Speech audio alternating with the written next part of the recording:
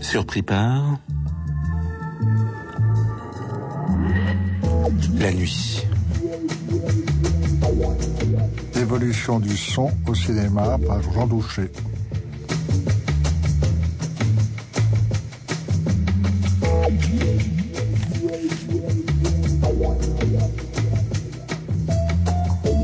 Hier, nous avons essayé d'aborder la question de l'évolution de l'image au cinéma. Aujourd'hui, nous reprenons cette discussion, mais autour du son.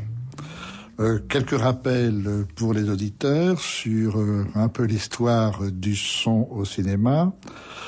Disons qu'il y a d'abord évidemment la première période qui est celle du muet, donc 35 ans de cinéma non sonore, ce qui n'est pas tout à fait exact car tout le monde sait très bien que pendant la projection des films muets, il y avait de la musique, il y avait même quelquefois des commentateurs, des bonimenteurs qui racontaient le film, qui fait d'ailleurs petite anecdote, qui fait que par exemple au Japon, ils avaient les Benji avaient tellement, enfin ils s'appelaient les Benji, ils avaient tellement pris d'influence qu'ils ont empêché le cinéma japonais d'être parlant jusqu'en 1936. Pour ça, c'est un petit détail en passant. Alors, ce qui est intéressant déjà dans les muets, et en particulier dans les années 1920 à 1930, c'est de s'apercevoir que l'image, à ce moment-là, cherche déjà à faire entendre le son. Filme de son, donne des rythmes de son, par exemple des danses, des orchestres, etc. Quand on voit en particulier l'Aurore de Murnau, on se rend compte à quel point il recherche justement cette sensation. Bon, on le voit chez Stroheim. Évidemment, tourner le vent comme Sjöström sans le son et réussir uniquement par la magie de l'image, le traitement de l'image, à vous faire entendre le sifflement du son et à vous forcer à imaginer la folie qui peut naître du vent. Bon, déjà, donc il y avait toute une recherche du pouvoir de l'image pour évoquer le son. Alors arrive le parlant et de la même façon que l'arrivée de la lumière en studio, c'est-à-dire de la lumière électrique en studio qui avait fait fermer le studio avec le cinquième mur qui était le plafond, avait modifié toutes les conditions économiques et de production du cinéma, raison de plus avec l'arrivée du son.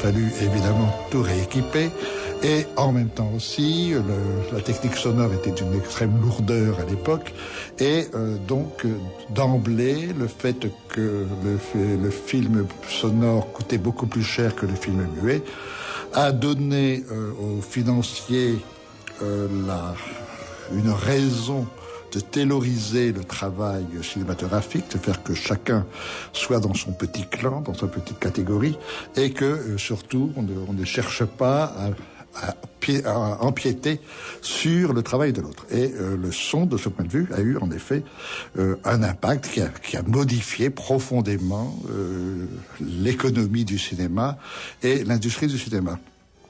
Ce qui est intéressant dans le parlant, le début du parlant, c'est que au départ, évidemment, faciliter la production, donc l'argent, le financement, va chercher du côté du théâtre et en réalité, le son, c'est de l'enregistrement sonore. De ce point de vue-là, Henri Langlois avait raison lorsqu'il disait que si le cinéma était né parlant, il n'y aurait peut-être pas eu un art cinématographique.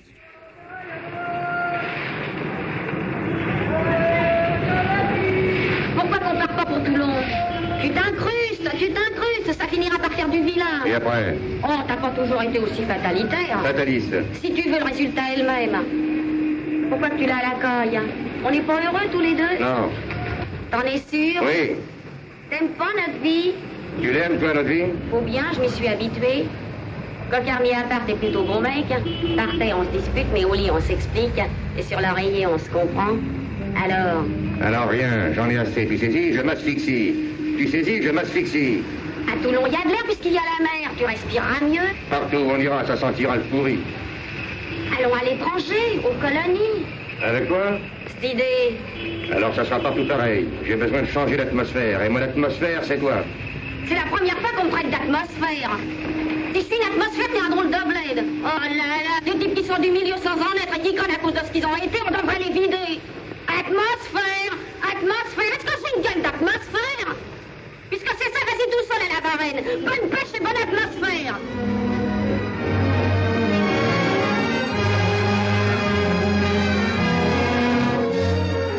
Alors, au départ, donc le son reste théâtral, puis peu à peu quand même des cinéastes dès 1935-36 se rendent compte que le son peut avoir un impact beaucoup plus important. Et curieusement, ce sont des gens de théâtre qui font ça, à commencer par Guitry, etc.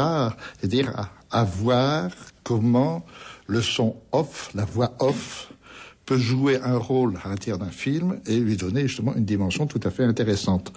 Et puis, peu à peu, il va y avoir une dramatisation beaucoup plus poussée qui est recherchée par la musique étant finalement faisant office pléonastique du film. Il fallait souligner absolument le moment dramatique et aussi le son lui-même, mais en tant qu'il était totalement, ce son, le bruitage, etc., même les paroles, au service de la dramaturgie première qui était traitée à l'intérieur du système du film. On peut dire qu'avec les années 60 et entre autres la nouvelle vague, mais il n'y a pas que la nouvelle vague, il y a eu d'un seul coup désir de l'indépendance relative évidemment, ou en tout cas disons plutôt que l'indépendance, l'autonomie du son en tant que lui-même a assez de pouvoir créateur pour d'un seul coup être partie intégrante d'un film, et même plus que ça, c'est le son va produire de l'image. Par exemple, il est intéressant de voir que Godard l'appelait sa maison de production son image, avec évidemment tous les jeux de mots qui impliquent, mais mettant bien le son en premier, disant bien que le son, c'est maintenant la chose importante qui crée l'image, beaucoup plus que l'image elle-même. Donc, autour de cette table, ou plus exactement des micros, et par ordre alphabétique, Pierre Donadieu, qui a travaillé, entre autres, avec Laurent Perrin, Virginie Thévenet, Nicole Garcia, Flora Gomez. Flora Gomez de Guinée-Bissau. Flora Gomez de Guinée-Bissau. Bon, j'y tiens beaucoup. J'y tiens beaucoup. Pierre Gamet, qui a travaillé, entre autres, avec Rivette, Piala, Bertrand Blier, Rapneau, Depardieu, Finkiel, Godard, Jean-Paul Mugel, qui a travaillé entre autres avec Oliveira, Alain Tanner, Téchiné, Claire Denis, Cédric Kahn, Wim Wenders, Georges Pratt, qui a lui aussi travaillé entre autres avec Robert Bresson, Eric Romer, Philippe Garel, Brissot, Jean-Yann. Jean, si tu me permets, oui. Nous sommes tous les quatre des ingénieurs du son de direct. Maintenant, justement, nous passons à une autre catégorie qui est le montage son, avec Jean Goudier, qui a travaillé sur le dernier film de Barbet Schroeder, très beau film par ailleurs, qui s'appelle La Vierge et Tueur, Patrice Lecomte, Éric Rochant, Michel Blanc et toujours Rappeneau. Et maintenant au mixage, François Groult, qui a travaillé entre autres avec Téchiné, Piala, Besson, Joffé, Craxvix, Michel Deville et Émir Kusarika. Bon, et je vais peut-être commencer à ce moment-là par Jean Goudier, parce que le monteur son, pour beaucoup d'auditeurs, c'est un métier encore un peu étrange, étant donné que la plupart du temps, on a l'habitude de penser que le monteur est celui qui monte image et son. Donc, de ce point de vue-là, on peut dire que le monteur son est bien un produit de l'évolution même de l'histoire du son. À ce point que, pour le Centre national du cinéma, c'est un métier qui n'existe pas, qui n'est même pas répertorié. Montage son n'existe pas, monteur son n'existe pas. Et c'est vrai que, disons, quand je commençais, moi, à faire mes stages et mes assistanats à l'image, c'était traditionnellement le monteur ou la monteuse image qui assurait le montage son, Et le film était la plupart du temps, même toujours au début en mono, bien entendu, donc un peu moins compliqué au point de vue structure sonore. Les techniques évoluant, les demandes du public évoluant, bien sûr, c'est devenu un métier de plus en plus difficile. On ne pouvait pas mener de front et un montage image et un montage son, qui était de plus en plus élaboré. Le temps de fabrication de montage s'est raccourci aussi considérablement, ce qui impliquait d'engager du personnel supplémentaire avec des spécialisations comme le montage son par exemple. Les techniques aussi ont évolué très rapidement. C'est-à-dire que quand j'ai commencé, j'étais bien sûr assistant monteur, puis monteur. Le montage consistait à assembler, coller et couper des bouts de magnétique en fait, en 35 mm. Perforé, bien entendu, mais toujours la magnétique, ce qui impliquait une certaine lourdeur et une certaine incompréhension de la part du metteur en scène, puisque c'est quand même lui le maître d'œuvre. Quand on lui faisait écouter son par son une structure sonore, il avait du mal à imaginer, et parfois les monteurs son aussi, ce que ça allait donner, par l'ensemble allait donner. C'est-à-dire qu'il fallait construire avec une mémoire, à savoir que un aboiement de chien, tout bêtement, ne pouvait pas se chevaucher avec un bêlement de mouton. Bon, il fallait donc qu'on se souvienne à quel endroit on mettait un aboiement de chien. Enfin, c'est des exemples un peu basiques, mais de façon à construire comme une partition, en fait, tous les éléments sonores, de façon à ce qu'au moment où on arrivait à l'auditorium de mixage, tous ces éléments se complètent et ne se combattent pas. Bon. De même pour la parole, le premier impératif, c'est de ne pas gêner la parole. Le second, c'est de marcher dans le sens de l'histoire, c'est-à-dire de ne pas contrecarrer une dramaturgie ou un sentiment, et au contraire de l'accompagner, non pas de façon pléonastique comme pourrait le faire une musique, mais de façon peut-être plus subtile, de façon à ce que, inconsciemment, le spectateur, sans qu'il le sache, soit influencé, comment on dit, c'est pas influencé, mais soit dans l'ambiance, sans que rien ne le gêne, mais que tout l'accompagne vers ce que veut exprimer le metteur en scène.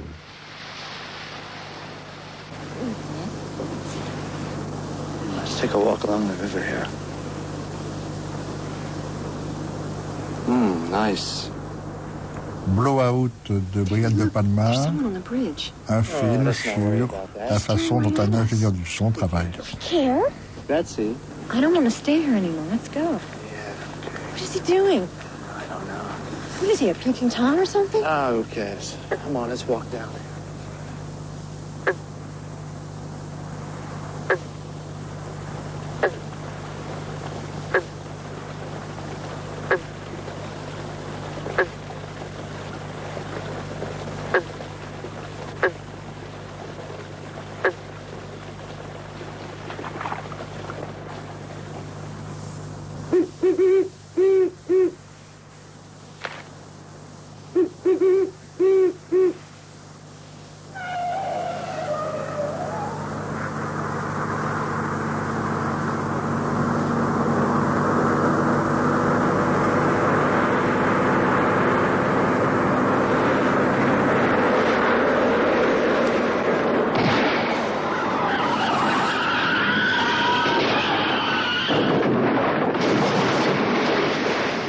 Jesus Christ.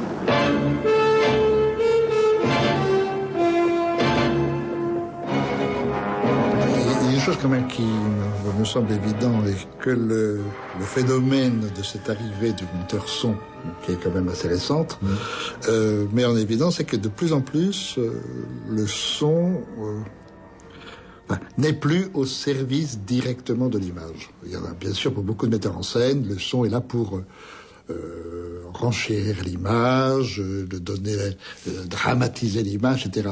Mais il est vrai, par exemple, bon, là c'est un cas de figure assez poussé, mais par exemple quelqu'un comme Godard veut regarder une table de montage, voit qu'il y a 4 bandes sur la table de montage, une bande image et une bande parole, une bande bruit et une bande de musique, et après tout, quand on regarde objectivement, tout est égal. Ils sont tous à égalité. Donc il n'y a pas de raison de donner une priorité sur une bande par rapport à une autre bande. Et ça devient, et c'est ce que crée Godard, une sorte de dramaturgie, à l'intérieur du système. En position parallèle, en superposition, je dirais plutôt. En superposition les uns par rapport aux autres. Et ce qui donc, là, je pense qu'il y a une vraie évolution de l'idée même du son en tant que le son, justement, j'avais cité déjà Godard, c'est une autre... Enfin, l'ouïe crée du regard et l'œil crée de l'oreille.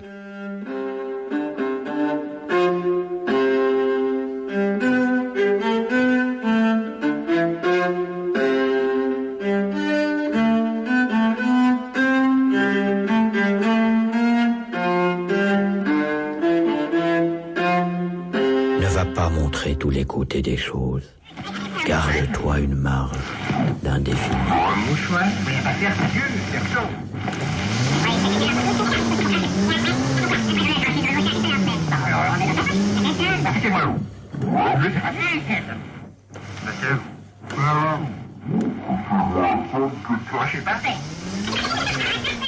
Début des histoires du cinéma de Jean-Luc Godard.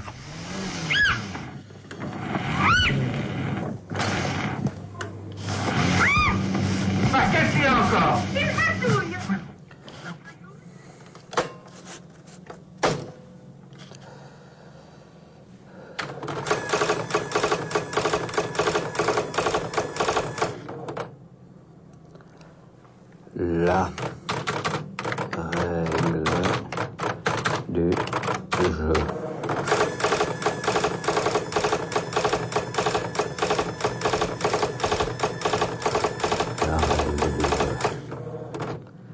La règle du jeu.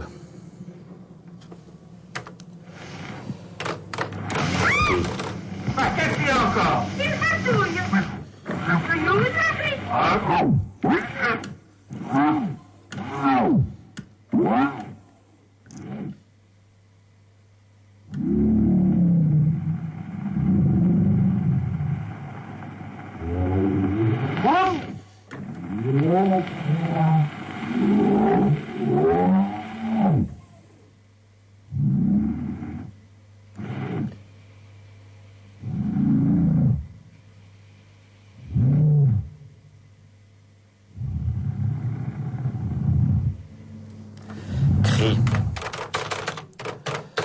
Cri et chuchotement.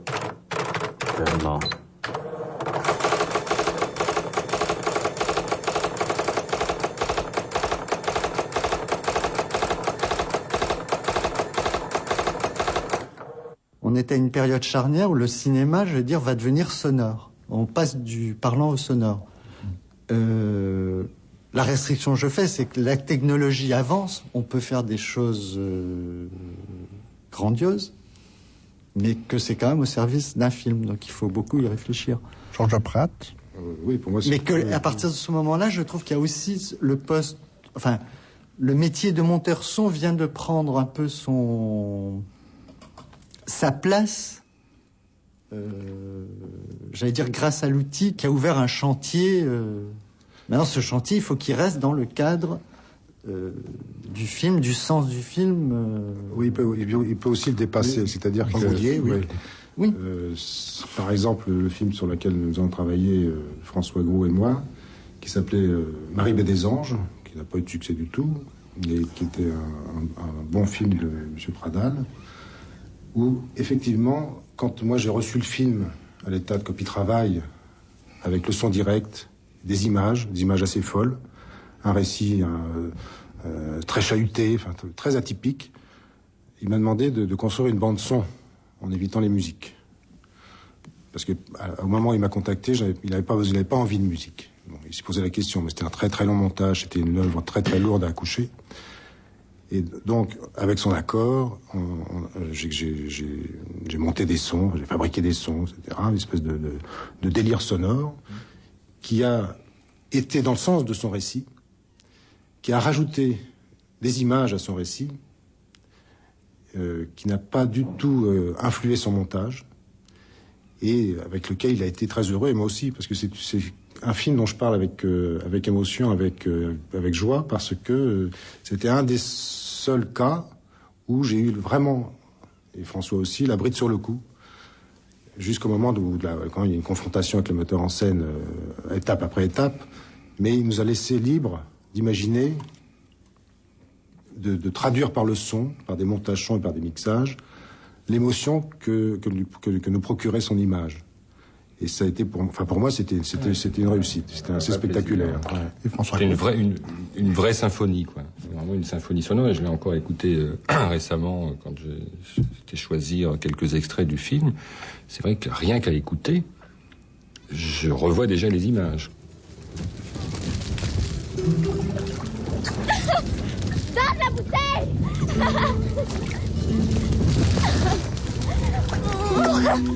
Lâche-moi, tu me trompes.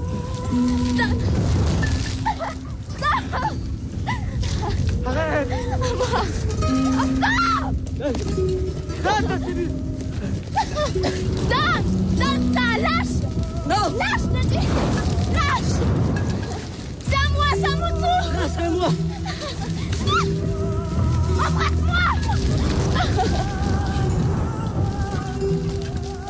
Si le récit le permet, je suis tout à fait d'accord que le son peut créer d'autres images, peut créer des images, en plus des images, mais c'est très rare, parce que très souvent les scénarios, en tout cas des films français, sont écrits pour une dramaturgie. On pense très rarement au son, on pense très rarement à l'apport que peut apporter le son au film, au récit, et on a bien du mal à faire accepter des idées un peu extravagantes, enfin, qui peuvent paraître extravagantes, qui peuvent créer d'autres images, effectivement. Ça commence à venir. Oui, ça commence à venir. Pas si restrictif. Non, mais ça commence à venir. Le cinéma commence à être sonore. Il y a vraiment des gens, des metteurs en scène qui commencent à vraiment appréhender le son de façon intelligente et cultivée, quoi, qui ont vraiment un vrai discours avec les gens du son, il me semble, de plus en plus, depuis plusieurs années, quand même. Tu penses qu'il l'appréhende à quel niveau? Tu crois que, moi, en tant qu'ingénieur du son direct, et je ne sais pas si Jean-Paul sera avec moi, généralement, quand on reçoit un scénario, la question du son est rarement appréhendée par les metteur. Très sincèrement, avant le tournage. À ce stade de l'écriture. Ils sont très rares. Pierre Gamet. Tout à fait d'accord. Mais il y a déjà un progrès, je trouve. Pierre Donadieu. Des noms, François. Non, je pourrais presque dire tous les gens quasiment avec qui j'ai travaillé ces dernières années, qui commencent réellement à avoir une démarche. Alors, je suis d'accord, on est loin de ce qui serait l'idéal, à savoir déjà y réfléchir à l'écriture du scénario, à la préparation du tournage, pendant le tournage, etc.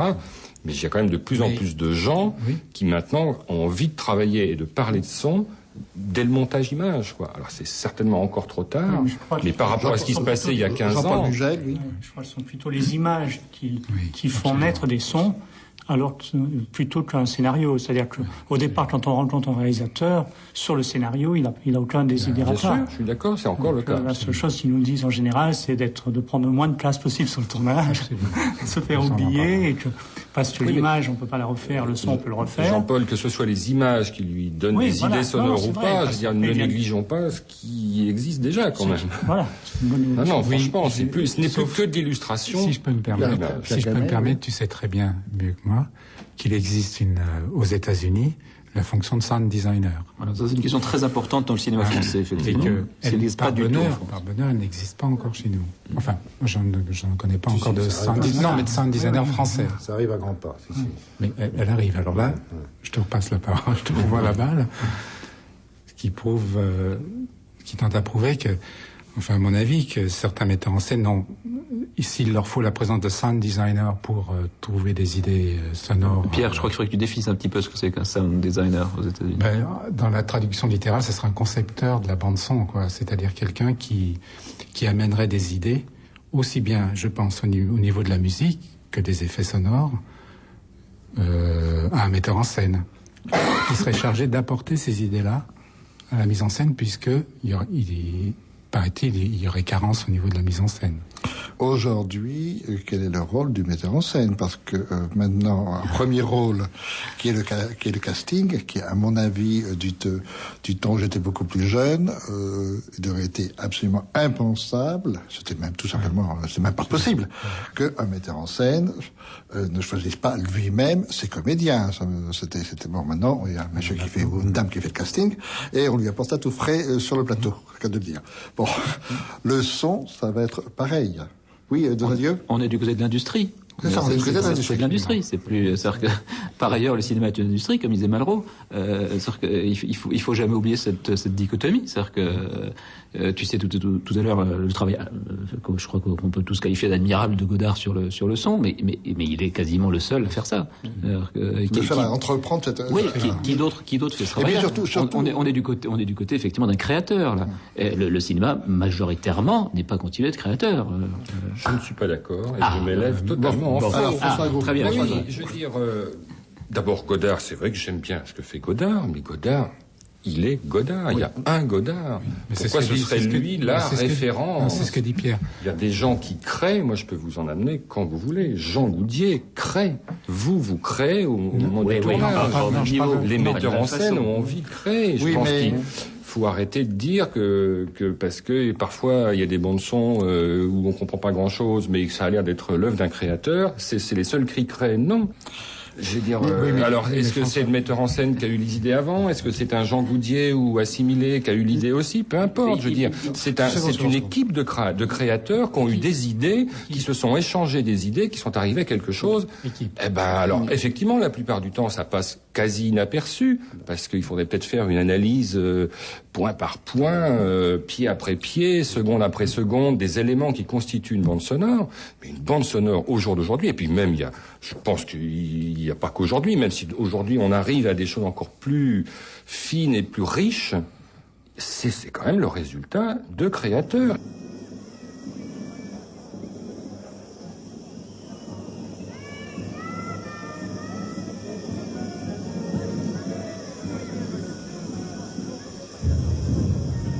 Le hussard sur le toit de Jean-Paul Rapneau.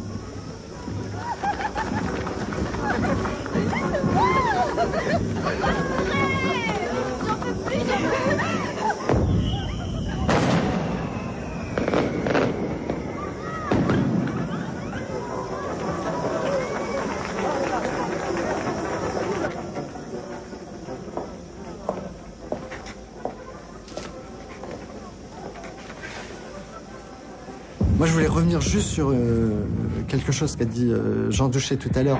C'est quand on parlait parce que comme nous, on travaille sur le terrain, on a surtout la voix et les acteurs. C'est qu'on fait déjà, les metteurs en scène qui, j'allais dire, font le casting, mais enfin le font faire par quelqu'un d'autre. Moi, il y a une chose qui me surprend, c'est toujours fait par rapport à l'image.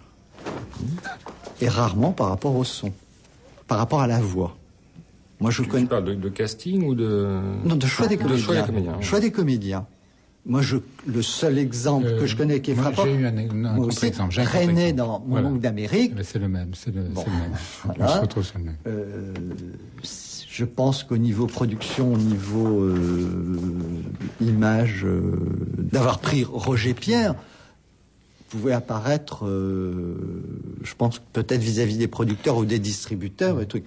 Il l'a imposé parce que c'est un René. Et en fait, je veux dire que ce soit Depardieu, Nicole Garcia, lui, c'était un tout dans le film et ça correspondait, je veux dire, à une sensibilité du personnage. C'est presque qu'il les a choisis fonction de leur voix plus que. Enfin, c'est l'exemple le plus rare, mais j'aimerais qu'il soit plus souvent retenu. Après, le film en découle. Hein, Mais il se trouve que c'est le même metteur en scène qui, après avoir vu un film que j'avais fait en Espagne qui s'appelait Repérage, m'a dit « je vais faire l'amour à mort ». Et j'ai choisi ces 4 comédiens parce que pour moi c'est un quatuor, ces 4 voix. Donc c'était pour lui, mais c'est effectivement le seul qui m'a dit ça. Oui, mais il faut dire une chose. Il me semble, parce que on est 6 autour de cette table. Vous êtes 2 mixeurs et monteurs à travailler sur la post-production, et nous on est 4 à être à l'enregistrement.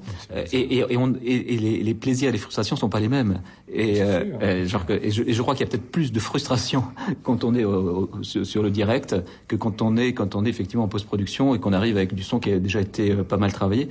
De fait qu'on travaille, je crois qu'on peut dire aujourd'hui que tous les films français qui ont un peu de qualité, le son est très travaillé. C'est vrai.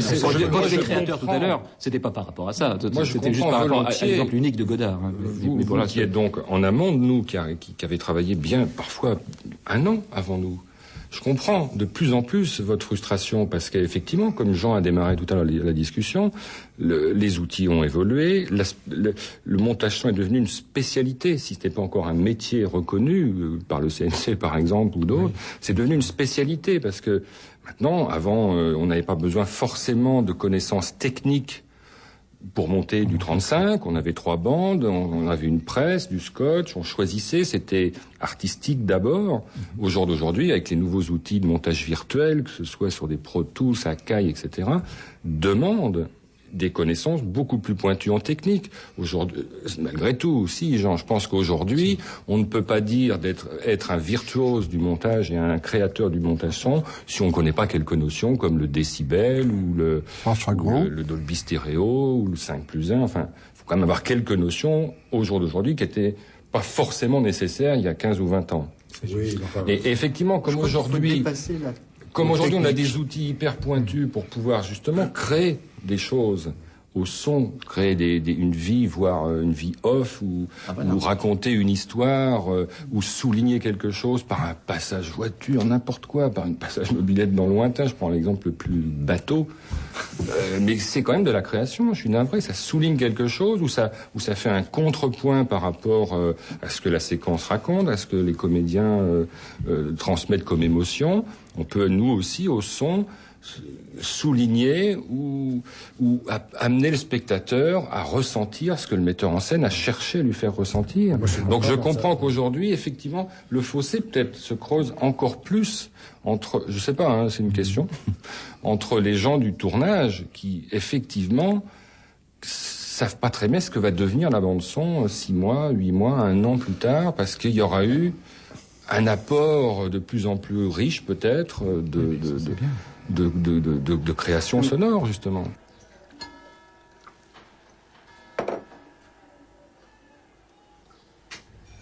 Le fils préféré de Nicole Garcia. C'est bon. On habitait ici au 28. Dans cette rue? Prise de son de Pierre Donadieu. On avait déjà la maison quand je suis né. Non, elle n'était pas finie de construire. C'est quand ta mère est tombée malade qu'on est allé là-bas. Avant, on habitait ici. J'arrivais d'Italie. J'avais pas le choix. On laisse. Non, c'est moi.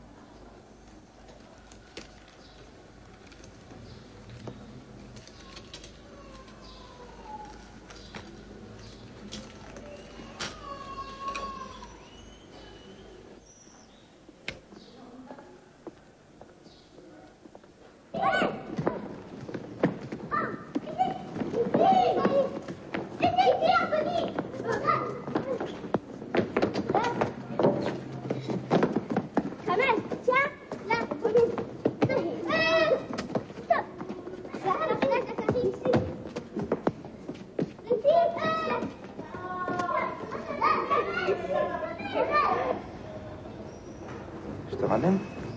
T'es pressé? T'as pas le temps? Si. J'aurais bien été sur le chantier. Ça fait 2 mois que je ne l'ai pas vu. Si tu veux. Georges Pratt. Ça c'est fantastique. C'est, je pense, nous tous, c'est l'idéal, c'est-à-dire de travailler. Bon, le metteur en scène. 2, nous, on va travailler sur le terrain.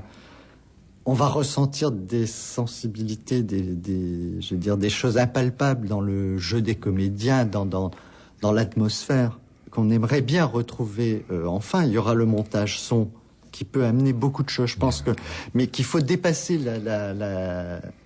je veux dire, c'est pas parce qu'on a 32 pistes pour monter du son que le son sera meilleur. Enfin, là-dessus, on pourra avoir une deuxième partie du débat. Et le mixage, c'est-à-dire qu'il y a une homogénéité. Et moi, je trouve que... Mais ça, c'est la volonté du metteur en scène et de la production. Et malheureusement, quelquefois, moi, j'ai travaillé aussi avec des metteurs en scène où, pour des raisons purement économiques, on a été obligé un petit peu de restreindre dans le tuyau. Et comme tu parlais de montage son, d'effets sonores d'une mobilette loin, moi j'ai un exemple parce que ça m'a resté. Bon, j'ai tourné un film de Philippe Garrel, donc on a tourné une séquence nuit à 2h du matin dans un appartement près d'Ivry qui était à peu près peut-être à à 1 kilomètre du boulevard des Maréchaux. C'est quoi le film, tu peux dire le titre? Cœur fantôme. À 1,5 km du boulevard des Maréchaux. On a exceptionnellement... Enfin, on a fait 2 prises. C'était un dialogue très murmuré. Enfin, ça se passe à 3h du matin dans l'histoire. On a tourné à 3h du matin. Il se trouve dans la 2e prise, il y a une moto. Je ne connaîtrai jamais la marque, qui est passée sur le boulevard des Maréchaux, dans le plan. Puis il y a... Bon, le film n'a pas eu une grande diffusion. Et puis il y a 2 personnes qui m'ont appelé quelques semaines après la sortie en me disant... Quelle belle idée, cette moto dans le lointain. Non, qu'ils avaient été très émus par cette séquence et cette moto. Puis il y a aussi une monteuse son qui avait écouté ce film qui m'a dit « Cette moto est fantastique, est-ce que tu l'as gardée ?» Je lui ai dit « Non, elle est dans le direct. » C'est-à-dire le mixeur n'a rien eu à faire et on était en mono. Et elle a donné une profondeur à la séquence et on était en mono. Hein, on n'a pas élargi le champ, et c'est vrai qu'elle est arrivée, elle est passée, mixée, je n'ai rien fait. Hein. Ça fait partie des joies, des plaisirs, des satisfactions de ce métier. C'est que parfois les hasards font que... T'aurais pu avoir 15 millions de pistes, t'aurais pas fait aussi émouvant, aussi beau que ça. Il y a une chose là, pesante. Pour les preneurs de son direct, moi qui m'intéresse énormément dans le son, et puis ça contre-coup aussi après dans votre travail, c'est-à-dire le son comme matière première, comme quelque chose qui a une épaisseur. Et ça me semble être... tout à l'heure, on parlait avec les opérateurs, enfin exactement hier, on parlait avec les opérateurs de la lumière en tant que c'était une matière aussi, et que c'était ça qu'il fallait filmer. En soi, c'était la dramaturgie. Il me semble que dans le son, en tout cas c'est comme ça que je ressens le son, comme, là aussi, une matière première qui a sa propre dramaturgie. Tout à l'heure, vous avez parlé des voix déjà. Rien que les voix, ça, en effet, une matière première. Bon, alors là, moi, ça m'intéresse beaucoup parce que c'est là où aussi il y a quand même une évolution. Dans le sens que, jadis, il suffit de voir les films d'il y a 40 ou 50 ans. Bon, le ton est théâtral. On voit un film post-synchronisé, bon, c'est quand même moins bon, il faut pas exagérer, mais ce n'est pas choquant profondément. Mais aujourd'hui, ça devient de plus en plus difficile. Par exemple, je suis quand même heureusement surpris par une tendance de certains spectateurs à maintenant vouloir le film en version originale, parce que le son premier, ça reste quand même, ça fait partie constitutive du film. Ce n'est pas c'est pas quelque chose qui ne compte pas. Et là, ça m'intéresserait beaucoup justement d'avoir, de ce point de vue-là, un peu vos réactions par rapport, et même par rapport à votre travail personnel, comment obtenir, je dirais, cette épaisseur du son, ce qui est absurde, mais en même temps, je pense que ça dit bien ce que ça veut dire. Oui, c'est respecter le plan sonore, c'est-à-dire que le son est en rapport avec l'image. Et ce qui est très oublié par certains réalisateurs, c'est-à-dire que quand on utilise un objectif, en fonction de l'objectif utilisé, on va pas prendre le son pareil. Ouais. Moi, j'écoute un son et je me fais une image. J'ai l'image, je vois la personne, je vois sa taille, je vois où il est. Et justement, quand je regarde un film et que les personnages sont doublés ou les voix sont trop présentes, tout à coup, on ne comprend pas, on ne sait pas où on est, on ne sait pas si la personne parle et off caméra, ou si elle est là au milieu de la foule. On est complètement perdu. Mais ça, il y a encore des films qui se font où on respecte les plans sonores, d'autres où qui oui, mais c'est là où on arrive justement au bon cinéaste, au moins bon cinéaste. Je crois que c'est aussi 2 catégories de films. Non, très sincèrement, en fonction... Pardon. Non, au contraire, Pierre Gamet. Moi, je rejoins beaucoup Jean-Paul, parce que peut-être on est confronté à ça au quotidien, mais c'est vrai que moi aussi, j'étais très attaché à la notion de présence d'un son en fonction d'une image, enfin en fonction d'un cadre, ou choisi par le metteur en scène, en fonction d'une focale. On va dire la focale, c'est l'objectif. Et c'est vrai, quand on a commencé, Jean-Paul et moi, peut-être Georges aussi, dans les années 70, avec des metteurs en scène, où toute la technique de montage son sophistiquée n'existait pas, et les outils aussi de prise de son n'étaient pas les mêmes que maintenant. Les metteurs en scène étaient plus ou moins obligés de respecter, la dimension d'une image. Donc, et le son respirait, était cohérent était cohérent. C'est-à-dire qu'un plan large, on entend dans l'espace, hein. Oui, c'est-à-dire qu'un plan large dans une salle un peu réverbérante, le son avait cette réverbération naturelle, on n'était pas obligé d'en rajouter. Quoi, tu fais attention, mais bientôt faut leur rentrer ton. Tu vas te rendre fou.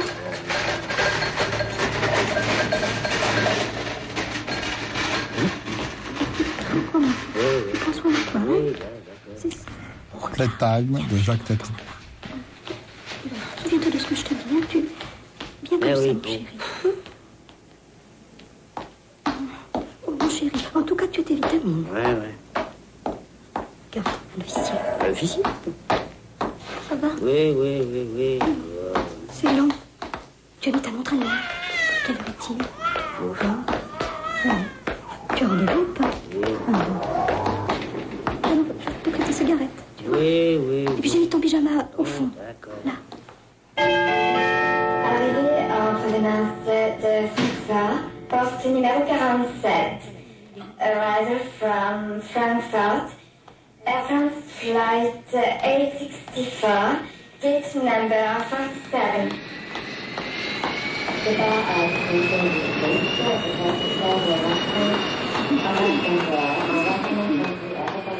En ce qui nous concerne, nous, maintenant, tu sais très bien, avec l'arrivée, je ne veux pas aller trop dans la technique, mais on va dire des micros HF. Oui, ça, il faut dire un mot sur les micros HF, parce que c'est décisif. Pardonne à Dieu, oui. Vas-y. Non, vas-y, Pierre. Pierre. Jusque quoi, aux années 80, grosso modo. Autour de 80, le son se faisait avec des micros qui étaient tenus par des assistants, ou bien qui étaient sur ce qu'on appelle des girafes, des perches, quoi. Au-dessus le micro était au-dessus de la tête des comédiens. Il pouvait y avoir 1, 2, 3 micros, comme si on avait beaucoup de monde pour tenir les micros au-dessus de la tête des comédiens. Et à partir donc, il y a une vingtaine d'années, grosso modo, se développent les micros haute fréquence, parce que c'était une liaison haute fréquence, hertzienne. Et ces micros haute fréquence, ce sont des micros minuscules qui sont gros comme la moitié d'une allumette à peu près, qui se dissimulent où on veut sur les comédiens. Et à partir de là, on peut avoir un micro sur chacun des comédiens à l'infini. Donc le son qu'on enregistre n'a plus un rapport avec la taille de l'image, puisque chaque comédien a son micro. L'exemple extrême étant le film de Robert Altman qui s'appelle Prêt-à-porter, dont le son a été fait par Alain Curvelier. Sont extrêmement intéressants, où il y a 20 comédiens à l'image et il y a 20 micros HF sur chacun des comédiens, enregistrés sur 24 pistes, et on ne peut pas entendre au moment de la prise de son ce qu'il y a sur la totalité des pistes, parce qu'on ne peut pas écouter 24 pistes en même temps. Et c'est ensuite, en arrivant au montage son, qu'on se rend compte de ce qu'il y a sur chacune des pistes. Ça, c'est l'extrême de cette tendance. Mais enfin, on est tous là-dedans, c'est-à-dire que notre métier a changé radicalement avec l'arrivée des micros HF. Oui, et pas seulement je m'excuse, juste un tout petit aparté, mais pas seulement le métier du cinéma, le métier du théâtre. Parce que maintenant, pour moi, c'est le scandale. Et l'opéra technologique, c'est aussi. Alors peut-être que l'un a poussé l'autre, que l'un va avec l'autre, mais c'est culturel aussi. Non, mais sauf qu'il faut aussi être positif par rapport à ça, c'est que les metteurs en scène,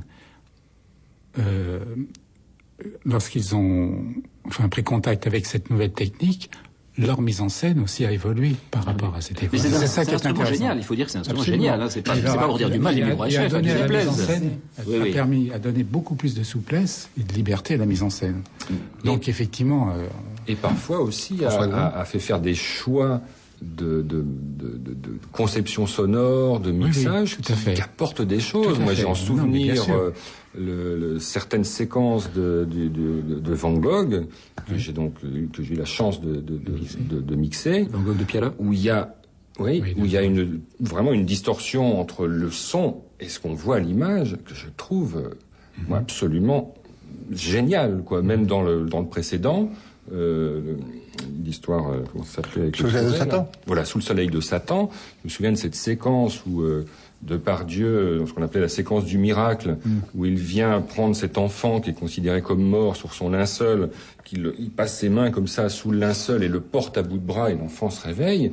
Il y a dans cette séquence-là un truc qui me fout encore les poils au garde à vous, où il y avait effectivement cravate dans la robe de bure du curé de campagne, juste au moment où il chope l'enfant sous le linceul et le monte, Il y a un bruit d'enfer que moi d'ailleurs dès en abordant cette séquence, j'ai eu envie de jeter à la poubelle et puis il faut dire refaire. François, il faut dire que pour l'auditeur que ce sont les bruits de frottement du micro HF sur les vêtements, hein, parce que c'est ça qui notre gros problème, c'est le bruit du frottement du micro HF sur les vêtements. Puisque le micro quoi, cravate était planqué dans la soutane, juste sous la gorge, et puis au moment où il prend cet enfant, ça fait un bruit infernal, un peu comme ça quoi.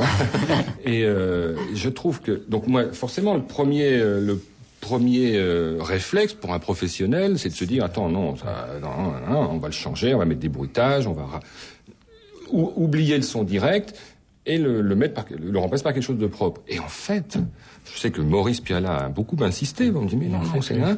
T'as exploité l'accident.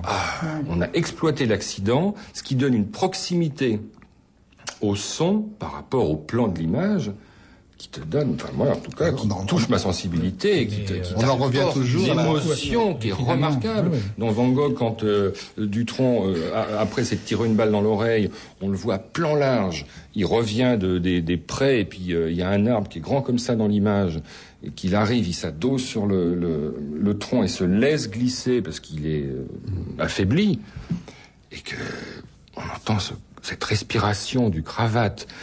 Il y a même à un moment donné un espèce de frottement au moment où il se laisse allonger sur le tronc et on entend sa respiration présente. Moi, c'est comme s'il était avec moi. Je m'identifie totalement au personnage que je vois. Là, il n'y a pas question de plan. On a utilisé l'inverse. Donc il n'y a pas une vérité, je veux dire. Il n'y a pas quelque chose c'est dommage qu'on fasse plus les plans au cinéma. Il y en a encore quand même, malgré tout, Jean-Paul. Il y a encore des gens qui travaillent avec des plans. C'est pas tout à fait le discours de Jean-Paul. Je trouve ça intéressant aussi d'utiliser l'inverse. Oui, Jean-Paul. Défends ton point de vue, Jean-Paul. Non, le point de vue, c'était juste d'essayer de respecter. C'est-à-dire que nous, on est là aussi pour respecter ce que fait l'image. Donc, au départ, on essaie de respecter un plan sonore qui correspond à Jean-Paul Muguel. Et ça, pour arriver à respecter ce plan-là, il faut aussi que la réalisation ne nous trahisse pas. C'est-à-dire que si on met des comédiens qui sont à 50 mètres de la caméra, qui ont un aparté et qu'il faut les enregistrer, moi je fais ça sur mon dernier film, il commençait à 150 mètres de la caméra, il y a 15 personnes en train de discuter et qui avancent vers la caméra avec des arrivées de mobylettes, départs de mobylettes. Donc on est obligé de tricher complètement. Donc on fait ça au micro HF, ça donne un truc un peu étrange. Sauf un peu étrange, mais pas forcément inintéressant. Sauf si je peux me permettre, sauf quand c'est Woody Allen qui le fait. Par exemple, il y a des films de Woody Allen tournés dans Manhattan, comme il se doit, où on voit un plan de rue avec des gens qui passent et on entend une conversation en très gros plan, très présente, et on sait absolument pas d'où elle sort, et on voit s'approcher du fond de l'image deux types qui sont en train de parler et qui viennent au gros plan. C'est-à-dire que là, c'est fait dans une dimension de mise en scène. Ça devient extrêmement intéressant. C'est le choix artistique de Woody Allen. Exactement. Là, ça m'intéresse beaucoup. Ça m'intéresse beaucoup parce que ça renvoie à quelque chose qui, dans le son, m'a toujours profondément marqué. C'est-à-dire l'utilisation. Alors, c'était pas les mêmes micros, évidemment. C'était pas les mêmes enregistrements de Renoir dans plusieurs de ses films, dont, par exemple, La règle du jeu.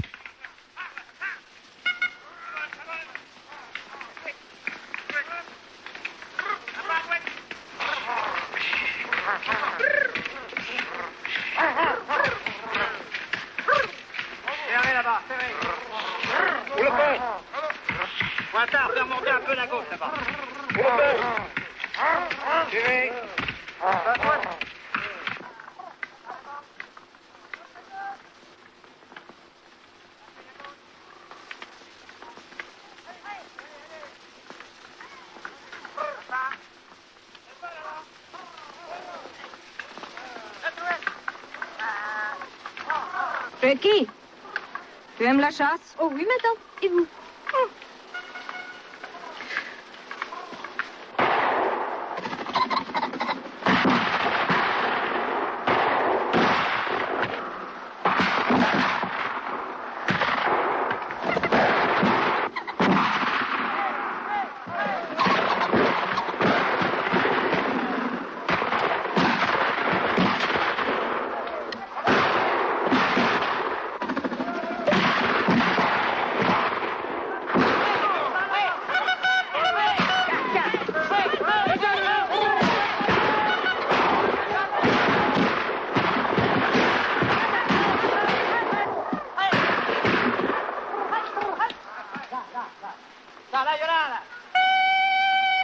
la fin, là, tenez.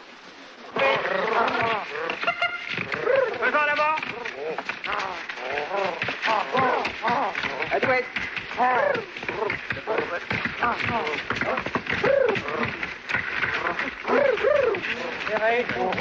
Adouette, là-bas. C'est-à-dire mettre le micro là avec la caméra, évidemment, et faire venir les gens qui parlent et qui s'en vont. Oui. Et vous avez cette fantastique, ce que j'ai jamais ressenti depuis, cette fantastique sentiment de relief qui est absolument fabuleux. Alors ça, je pense aussi qu'il y avait... les pièces radiophoniques, moi j'aime beaucoup les pièces radiophoniques, je trouve qu'ils font des choses magnifiques. Parce qu'il y a une espèce de dimension, pas des micros, je ne sais pas, alors là je ne suis pas assez technicien. Si je peux enchaîner là-dessus, Jean.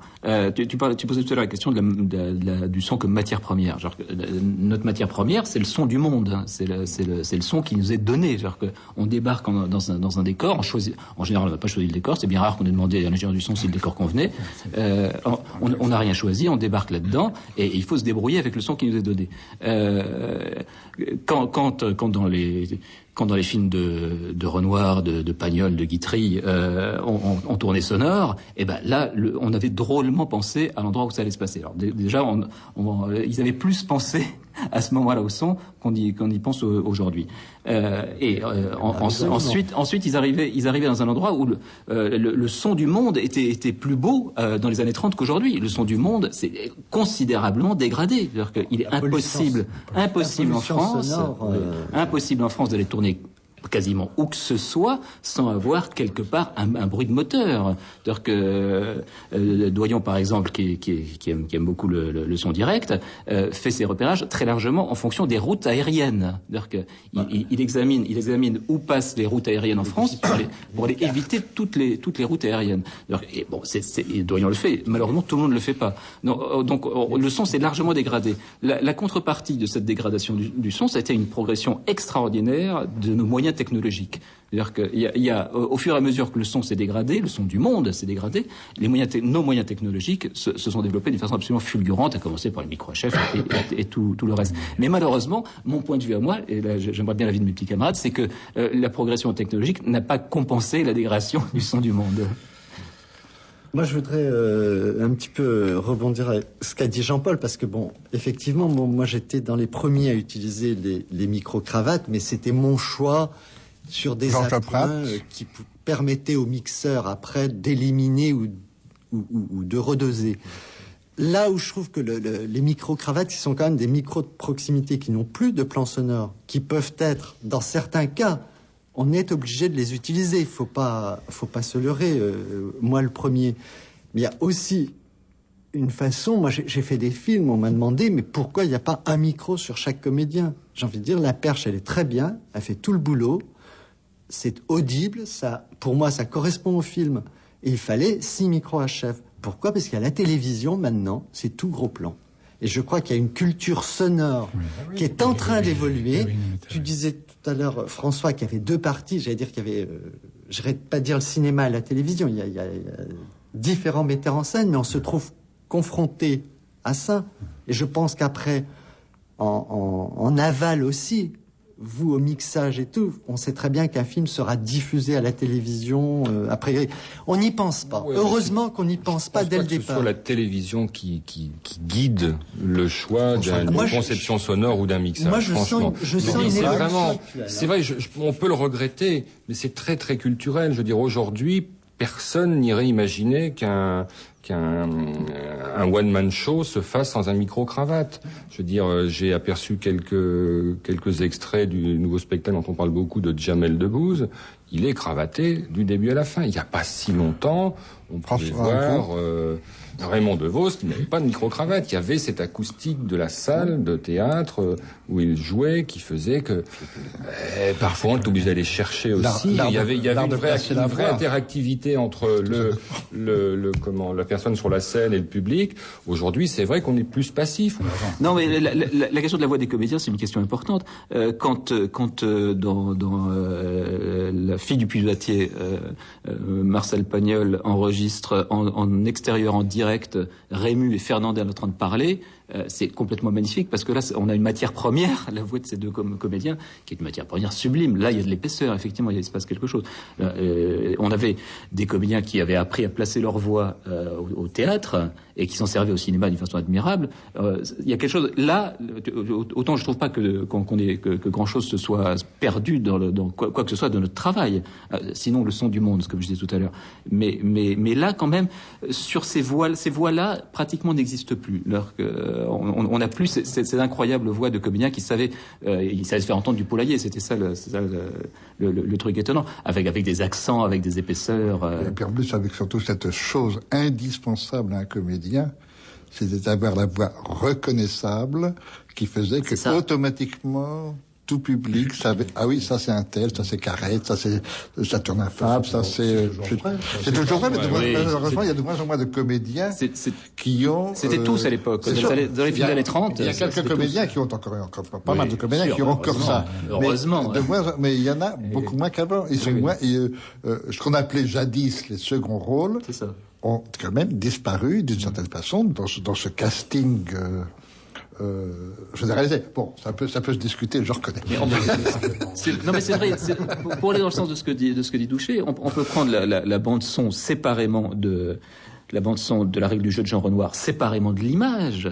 Il y aura un bonheur absolu à écouter la totalité du film, que la bande son, rien d'autre. Tellement les voix sont extraordinaires. Qui parle, ça, c'est et oui, et oui. Pour moi, c'est pas un plaisir inouï. Au contraire, pour moi, je trouve qu'il n'y a pas de son. Il n'y a pas de son. Moi, je suis pas du tout passéiste de ce côté-là. Ah non, c'est pas du passéisme. Il me manque une bande sonore, moi, dans la film de Renoir. Pardon, Renoir, mais vraiment, il me manque. C'est Jean Goudier qui parle.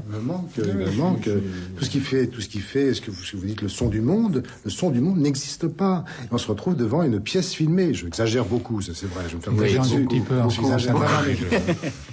Mais je suis là, je suis 100% avec Jean. Voilà, mais c'est très intéressant. Mais écoutez la voix de Juliette Binoche. C'est pas une voix de stentor, mais c'est un violon. Binoche qui va dire du mal de la voix. Non, mais il y a 1000 exemples comme ça de comédiens qu'on reconnaît, à tel point que quand on entend des spots publicitaires à la radio, on dit mais oui, c'est un tel, etc. Donc il y a toujours une identité sonore par rapport aux voix des comédiens, même si c'est pas des voix extrêmement portées. Et maintenant on admet des comédiens qui n'ont pas la voix forte, parce qu'il y a des moyens techniques qui permettent de les capter. Mais c'est pas pour autant un défaut. Ce que je voulais dire tout à l'heure, c'était que il y a 30, 40, 50 ans, mais dans le monde entier, il n'y a pas que la France, c'était aussi vrai pour les Américains, pour les Russes, pour les Japonais, etc. C'est que c'était des comédiens qui avaient appris véritablement à jouer de leur voix. Alors qu'aujourd'hui, beaucoup de comédiens ne jouent plus directement de leur voix, ou alors quelquefois en font trop, ce qui est encore un autre problème. Bon, ceci étant dit, moi ce qui m'intéresse énormément là dans cette discussion qui avance, c'est que brutalement, il semble non pas y avoir une scission, mais en tout cas une différence entre ceux qui sont sur le terrain et ceux qui sont hors terrain. Ceux qui sont... Petite différence. On parlait de frustration pour les hommes du direct, mais ça existe aussi pour nous. Il y a des moments où on se plante complètement, on pense être entré dans l'imaginaire du metteur en scène, on lui propose des sons, des ambiances, des constructions sonores qui ne sont pas du tout les sons auxquels il avait pensé. Et il n'y a rien de plus abstrait que de parler d'un son. Comment décrire un son ?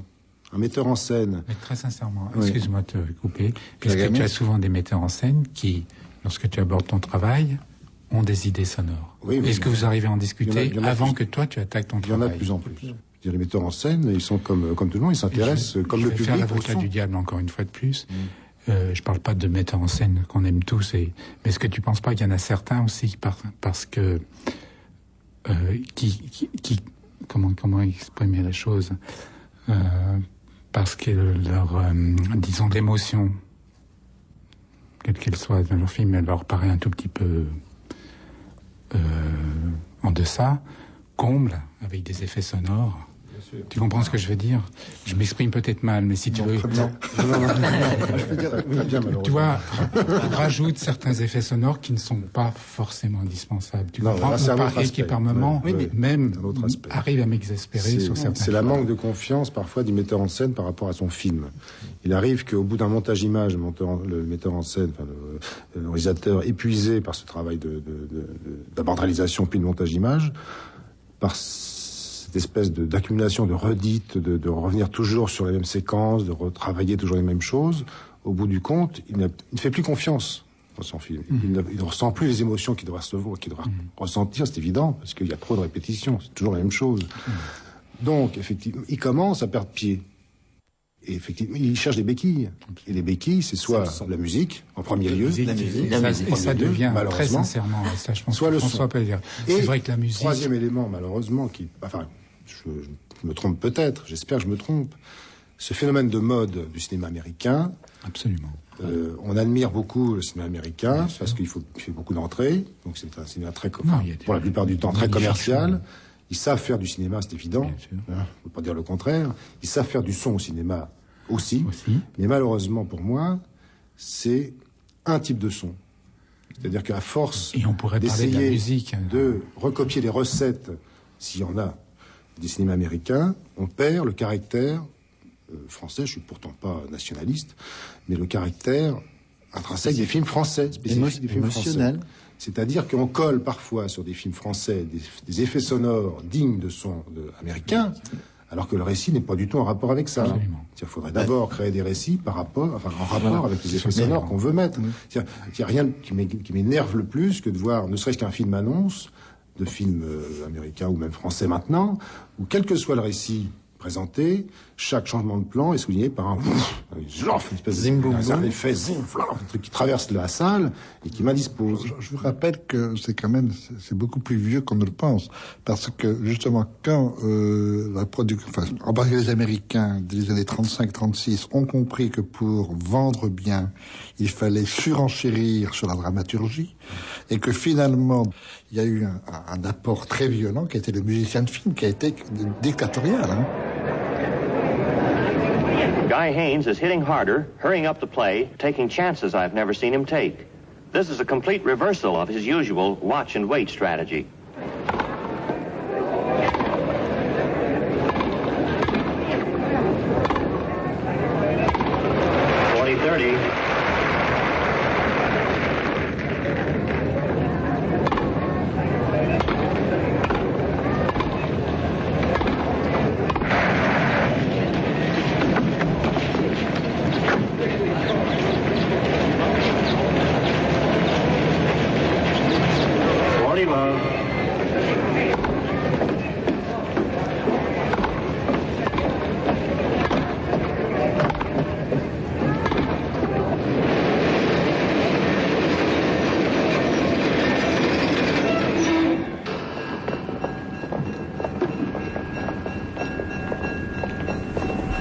La Colline Nord Express d'Alfred Hitchcock.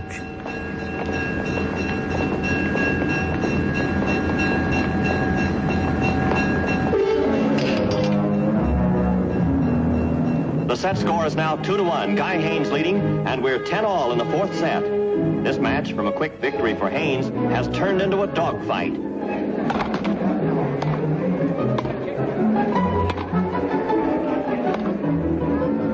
Alors qu'en effet, une des réactions profondes du cinéma français, en d'une certaine partie du cinéma français, a été catégoriquement de refuser, entre autres, la musique. Je pense, puisque Georges Pratt a beaucoup travaillé avec lui, à des gens comme Romer. Romer qui ne veut de musique que la musique qui est là sur l'écran. Qu'on peut voir dans l'image. Qu'on voit l'image, c'est tout.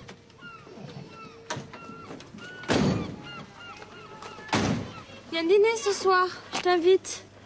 Je pourrais pas le faire tous les soirs, ma tante serait pas d'accord, mais de temps en temps. Non, t'en fais pas pour moi, t'es gentil, mais j'habite chez des gens qui sont pas là et je peux très bien faire la cuisine. Bon, c'est triste d'être seule le soir. Bientôt je serai plus seul, j'ai des amis qui doivent arriver demain ou après-demain. Raison de plus pour venir aujourd'hui. Non, j'ai envie de faire de la musique. Et puis j'attends un coup de téléphone. Bon, ben à demain après-midi alors, si tu es libre. Si je le suis pas, je t'appelle. Au revoir.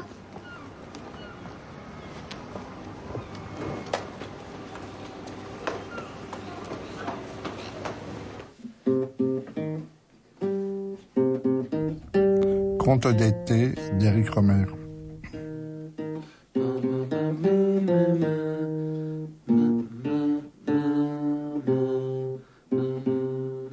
Moi, ce qui aussi m'intéresse un peu dans votre discussion, c'est la façon dont le son n'est pas assez pensé sur ses possibilités.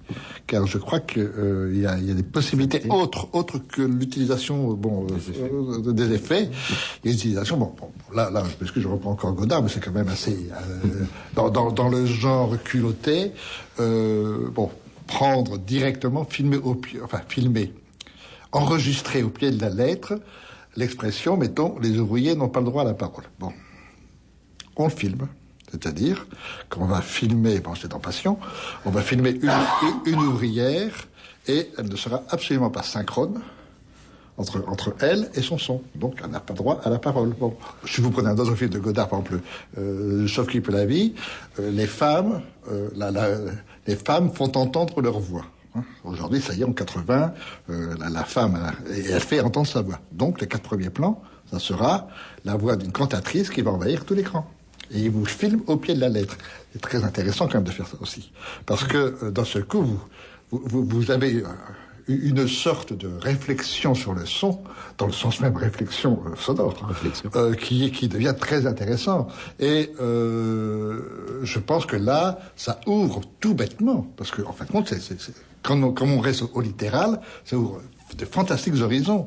Ce qui est peut-être un peu gênant dans l'ensemble du cinéma, français, américain et quel que soit, c'est d'être trop attaché à rester fidèle à certaines habitudes, à certaines coutumes. Alors que si on cassait ça un peu de temps en temps, ça serait bien. Moi, je voudrais citer un film qui est strictement aucun rapport avec Godard, mais je voudrais citer un film qui est un film de Ottavio Celiani qui s'appelle La chasse aux papillons. Je ne sais pas si vous l'avez vu.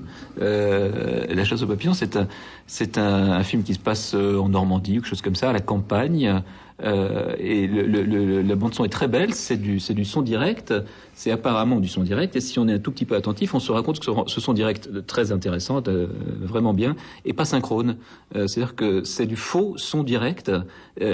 C'est pas synchrone, ça veut dire que pour être bien clair, ça veut dire que quand les lèvres bougent, c'est pas forcément le son qui a été émis qu'on entend à ce moment-là. C'est-à-dire que le mouvement des lèvres ne correspond pas forcément exactement au son qu'on entend. C'est un peu décalé, un peu avant, un peu après. Et tout le film est fait comme ça. Ça crée une étrangeté absolument formidable auquel on s'habitue d'une façon stupéfiante.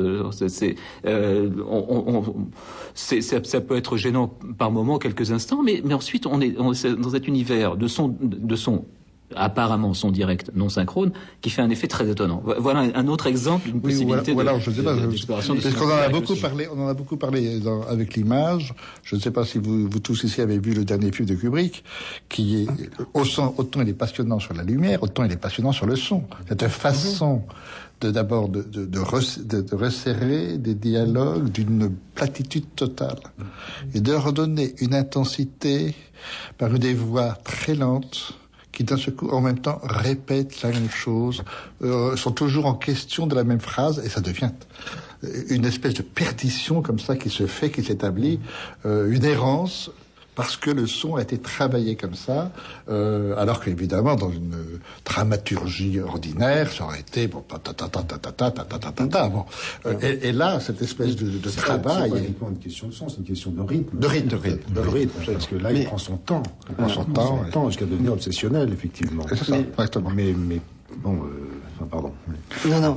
Georges Pat, oui. Jean-Duché, je voudrais profiter pour répondre sur 2 points, c'est-à-dire avec Jean Goudier quand il a parlé, donc Jean, tu as dit qu'effectivement en 36, j'allais dire dans le cinéma américain, surtout la musique est arrivée comme, moi je dirais presque, faut presque être vulgaire comme produit d'appel, parce que les spectateurs, l'entertainment, ça faisait bien d'avoir, j'allais dire, presque le même film qu'avant, mais avec Parce que le montage son n'existait pas. Non, parce que le montage son n'existait pas. Parce qu'il fallait une béquille, c'est tout. Voilà. Alors, béquille, maintenant, et je reprends ce que tu as dit tout à l'heure, c'est qu'on a de fantastiques possibilités. Je pense qu'elles ne sont pas encore mûries. Enfin, il y a des metteurs en scène faut pas généraliser le truc, mais qu'il arrive quand même, ce que tu citais tout à l'heure, la béquille, c'est-à-dire une séquence qui fonctionne mal.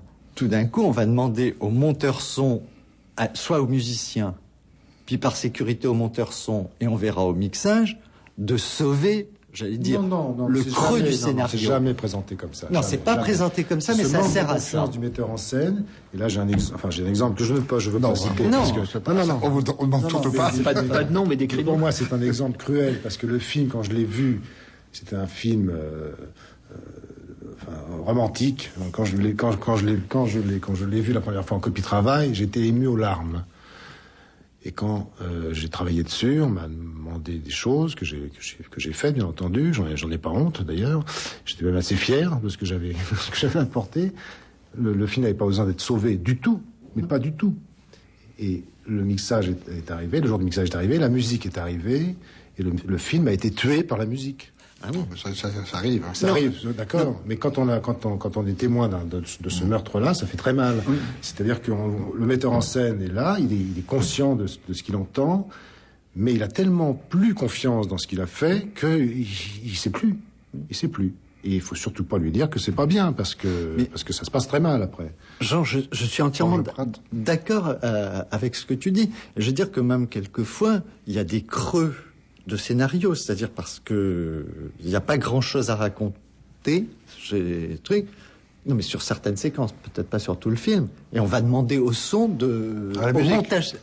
soit la musique, soit au montage son, de sauver ça. Et comme on parlait de Stanley Kubrick tout à l'heure, moi j'ai un exemple en tête parce que je me suis fait largement piéger. C'est Breaking the Wave de Lars von Trier, qui était quand même un film bien marqué Dolby Stéréo et tout écran. Dolby Stéréo. Non, mais bon, je sais pas, mais là il y avait quand même un travail, c'est que l'histoire, moi je suis complètement rentré dedans. Et c'est vrai qu'il y a ces vignettes, il y a ces temps de pause qui sont minutés par le metteur en scène. On n'en a pas une seconde de plus, une perfo de plus qu'à l'image. Où là, tout d'un coup, c'est de la musique. Tous les canaux de la salle se remplissent. Et c'est pas comme une coupure publicitaire à la télé américaine où on met 3 minutes pour se souvenir de l'histoire. Je re-rentrais directement dans l'histoire. C'était comme un moment où j'avais pu me détendre et je rentrais, mais je veux dire en 10 secondes, en 5 secondes dans l'histoire, de la même façon qu'il me faisait sortir de l'histoire. Et en fait, c'est quelqu'un de l'image qui m'a expliqué pourquoi. C'est qu'il passe en même temps de la stéréophonie à la monophonie. Même si ça a été vendu stéréo, c'est-à-dire qu'on est focalisé directement sur le centre de l'écran. C'est-à-dire on rentre dans l'histoire. Je trouvais que c'était une utilisation. C'est assez courant. Enfin, ça se fait relativement souvent. Oui, non, mais là, c'était vraiment très... là, c'est très dogmatique. Tout le film était caméra à la main et très fatigant avec des chants, contre-chants faits directement suivis par le cadreur. Et puis tout à coup, ces plans-là étaient des plans fixes. C'était 3 minutes de plans fixes. Très subtilement. J'aimerais qu'on aborde un petit peu parce qu'il nous reste... pas toujours aussi bien fait, mais c'est des choses qu'on utilise régulièrement. Il ne nous reste plus quand même grand temps. J'aimerais un peu qu'on aborde justement, et oui, déjà, la stéréo. Travail. Ouais. Jean. Mais apparemment, les gens qui sont du direct n'ont pas grand-chose à dire. Oui, parce que nous aussi, on fait de la stéréo en direct aussi. Moi, j'ai travaillé sur un film. J'ai travaillé sur un film de Claire Denis où justement j'ai fait tout le film en stéréo. Beau travail peut-être. Oui, c'est un beau travail. Bon, parce qu'il y avait très peu de texte, il y avait presque pas de texte, donc j'avais décidé de faire de la stéréo. Bon, et puis on peut parler aussi des différents types de stéréo qu'on peut faire, parce qu'on peut faire de la stéréo qui nous permet de travailler dans les mêmes conditions que sur du mono, c'est-à-dire avec un vrai centre, qui est le stéréo MS, qui permet d'utiliser, de pouvoir percher s'il y a du texte exactement comme d'habitude, et contrairement à des stéréos AB ou XY qui sont à ce moment-là, qui n'ont pas de centre, c'est-à-dire qui sont beaucoup plus larges, c'est-à-dire excentrés. Non, c'est-à-dire que ce n'est pas compatible en mono. Il n'y a rien au milieu, tout est à droite, tout est à gauche, mais il n'y a rien au milieu, alors qu'avec la MS, par exemple, un film, parce que moi je ne suis quand même pas de technicité extrême, prenez le début que je trouve absolument génial, d'Apocalypse Now. Avec les hélicoptères. Oui. Ça, c'est pas oublié. Ça, c'est magnifique. Ça, c'est enthousiasmant. Non, mais je pense, je ne sais pas. On l'a tous dans l'oreille, là. Mais je pense que Jean peut nous répondre, puisque c'est un immense travail de montage. Oui, c'est colossal. Malheureusement, j'ai pas travaillé dessus. Parce que j'étais pas libre. Mais non, pourquoi choisir cet exemple-là? C'est vache. Non, parce que non, au contraire, parce que c'est un exemple où d'un seul coup, quand je disais que le son, il y a une polyphonie là, que le son appelait l'image. Là, c'était la première fois que j'ai eu la sensation réellement à l'écran où le son avait un mouvement d'appareil.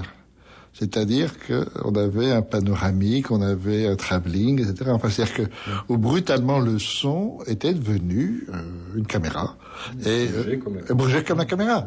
Et ça, c'est un moment tout à fait stupéfiant, surtout quand on le voit à la bonne époque, au moment où il est sorti.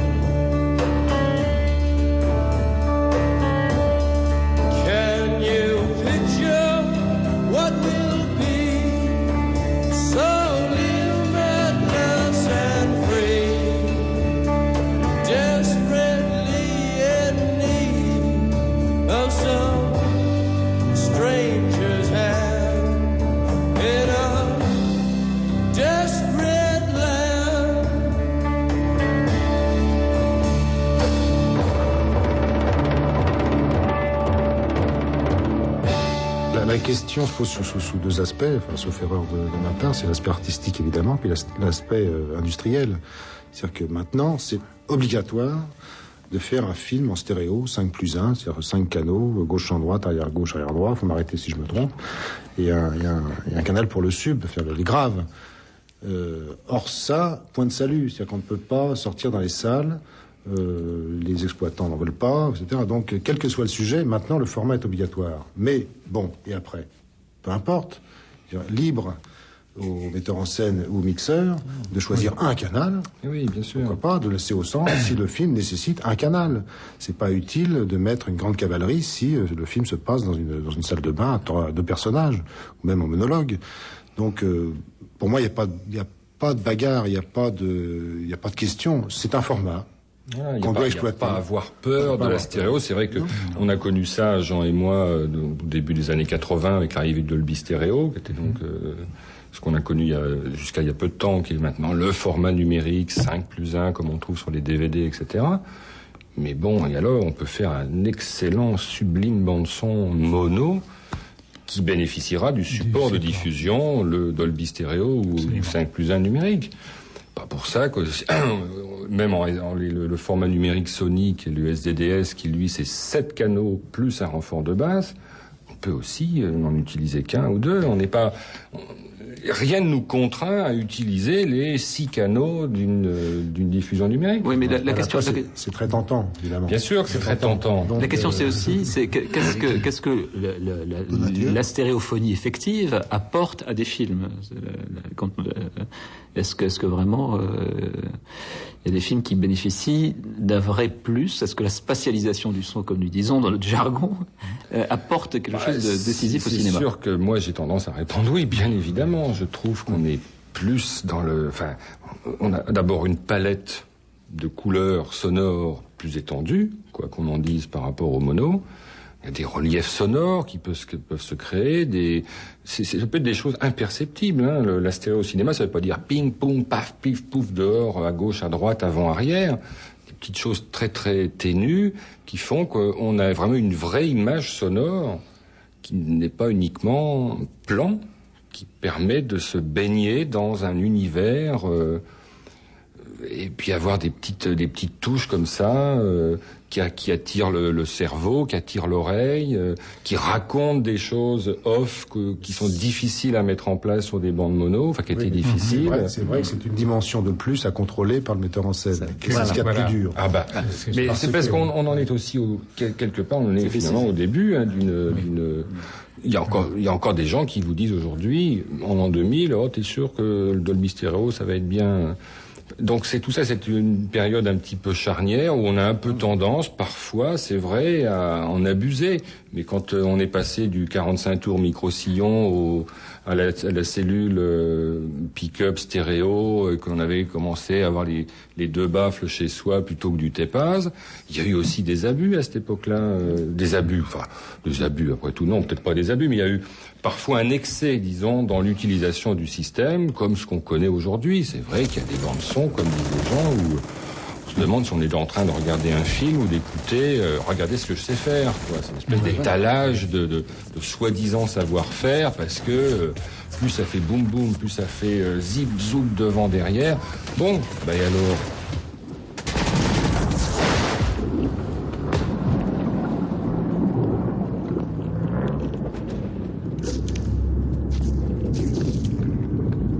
Il faut tuer le soldat Ryan de Stephen Spielberg.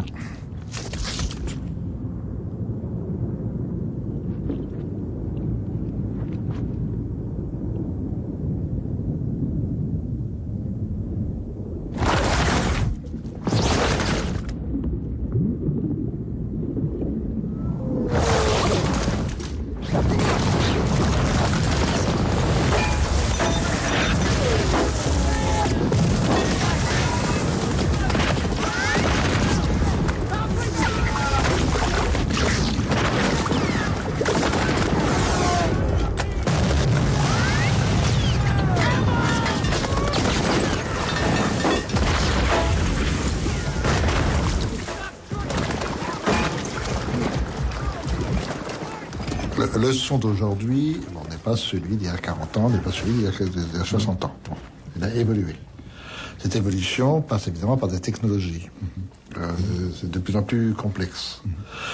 Est-ce que ce son-là véritablement apporte quelque chose de réellement neuf dans le cinéma, ou simplement ce n'est qu'un moyen nouveau, mais enfin qui n'apporte pas outre mesure quelque chose au cinéma?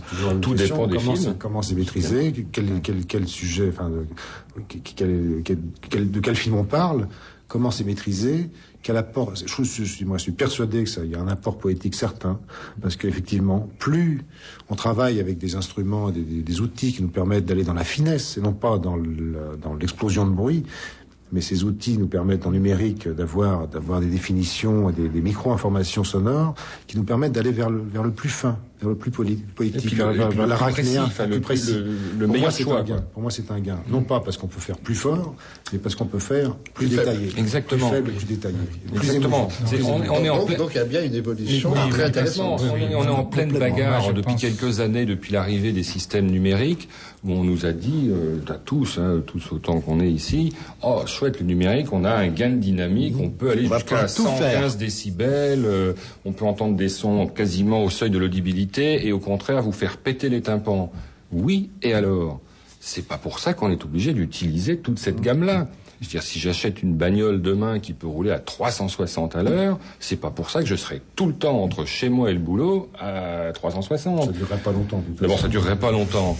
Donc voilà, c'est que les outils, effectivement, les outils modernes, les outils de travail du son, que ce soit pour vous au tournage, Jean à la conception du son, puis moi à la finalisation. Comme Jean, moi je suis 100% avec lui, c'est que ça nous permet une précision beaucoup plus, enfin un choix d'abord plus vaste, une précision dans la qualité et dans le choix même des sons et comment les placer. Voilà, enfin c'est. Non, pour essayer d'aller dans le sens de Jean, je pense simplement que la seule réflexion que je voudrais faire maintenant, c'est est-ce qu'avec les outils aussi très sophistiqués qu'on a maintenant, moi je suis un passionné des bandes son de Bresson. J'aimerais savoir ce que Robert Bresson ferait avec ces outils-là maintenant. C'est une question que je vous pose. Qu'est-ce que vous pensez? Il ferait peut-être la même chose finalement. La même chose, mais libre à lui. On a ici Georges Pratt qui a travaillé avec Bresson. Peut-être que Georges peut dire quelque chose. Non, j'ai pas du tout la réponse. Bon, hélas. Mais c'est vrai que ces bandes son étaient très très travaillées, même si c'était dans l'épure, parce qu'il allait dans le sens de l'épure. Oui, même s'il y avait un nombre de bandes son et d'effets parfois conséquents. Le résultat après était l'épure. Mais c'était alors, je veux dire, un travail donc a priori, il n'y a aucune raison. De dentelle au mixage, mais plus que la dentelle. Peut-être aucune raison que ce soit totalement ou foncièrement différent. Peut-être que ce serait la qualité intrinsèque du son, la qualité de la bande son, avec une gamme de fréquences plus étendue, etc. Peut-être qu'il aurait eu les mêmes choix, les mêmes envies. Je crois quand même qu'il y a un apport, de qualité actuellement dont il faudrait que les metteurs en scène, tout le monde se servent, mais c'est plus au niveau de la finesse qu'au niveau de les possibilités. Maurice Loma, qui était le pape des monteurs son, il y a quoi encore et mon bon maître, absolument, travailler avec Tati. Je pense que les bandes son autre grand du son, bien entendu, parce que détaillé, parce que précis, parce que chaque son est choisi, parce que chaque son est volontaire, créatif, ce qui n'est pas vraiment le cas pour tout. Parce que les sons sont des gags. Oui, pas toujours, mais souvent. Oui.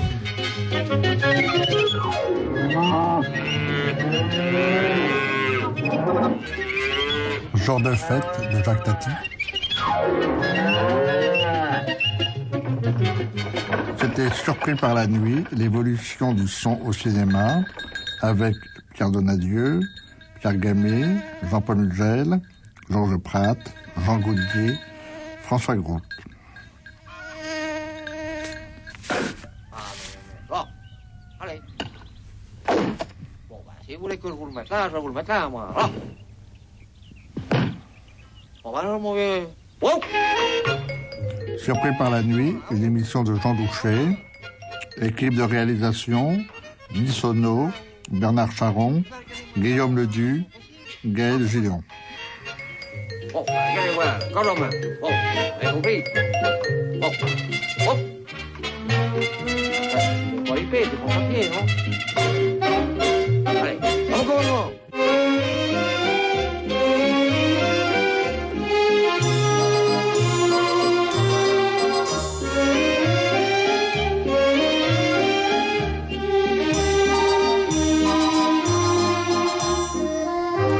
Cette émission a été diffusée la première fois le 21 décembre 2000.